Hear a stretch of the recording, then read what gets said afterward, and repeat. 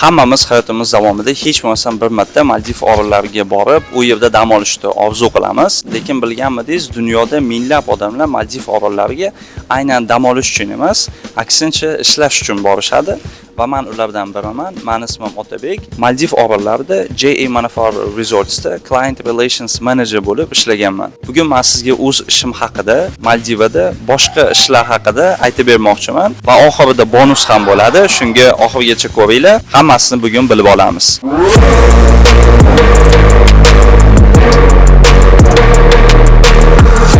Meni ishim o'zi nima bo'lgan?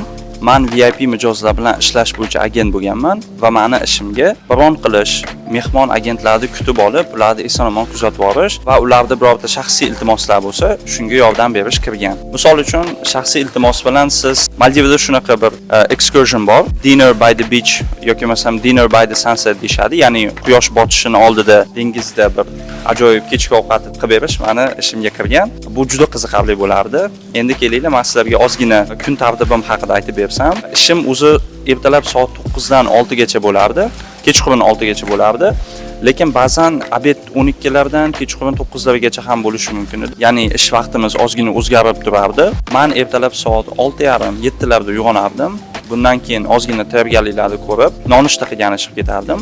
Undan keyin agar vaqtim yetadigan bo'lsa, zalga chiqardim. Yoki bo'lmasam zalda kechki vaqtga olib berardim va uni o'rniga okeanda cho'milgani chiqib ketardim va shundan keyin o'sha ishimni boshlardim. Manzara juda chiroyli edi. Ozgina hozir videolarni qo'yib o'taman sizlarga.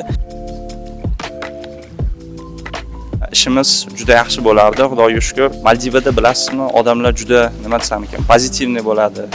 O'zini ishini sevadigan, qanaqadir savollaringiz bo'lsa, yordam kerak bo'ladigan bo'lsa, sizga har doim yordam berishga tayyor bo'ladigan odamlar bo'lardi.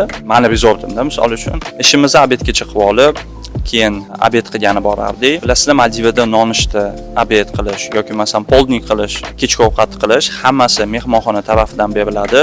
Mutlaqo bepul, hech nimaga to'lamaysiz. Nonushtada misol uchun siz mevalar yeyishingiz mumkin yoki bo'lmasam har xil bir tosterlar yeyishingiz mumkin, pankeklar yeyishingiz mumkin.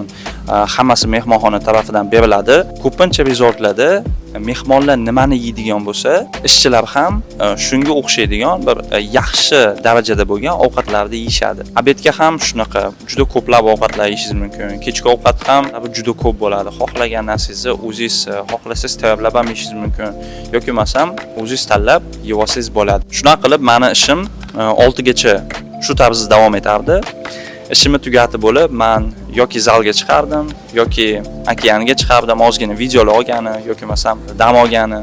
Bundan keyin ishchilarimiz bilan o'zimiz o'tirardik, gaplashib, shunday qilib kunimiz qiziqarli bo'lib o'tardi. Ba'zan shu shanba, yakshanba kunlari boshqa yaqinda bo'lgan orollarga ham kemalarda borib kelsak ham bo'lardi. Sizda ham agar Maldivada ishlaydigan bo'lsa, shunaqa imkoniyat aniq bo'ladi. Endi kelinglar, ishlar haqida aytib beraman sizlarga. Maldivada ishlar turi juda ko'p bo'ladi. Misol uchun siz rezervatsiyada ishlashingiz mumkin, agentlar bilan ishlash bo'yicha xodim bo'lishingiz mumkin yoki bo'lmasam ofitsiant, shef deydi, ovqat pishiradigan povor bo'lishingiz mumkin.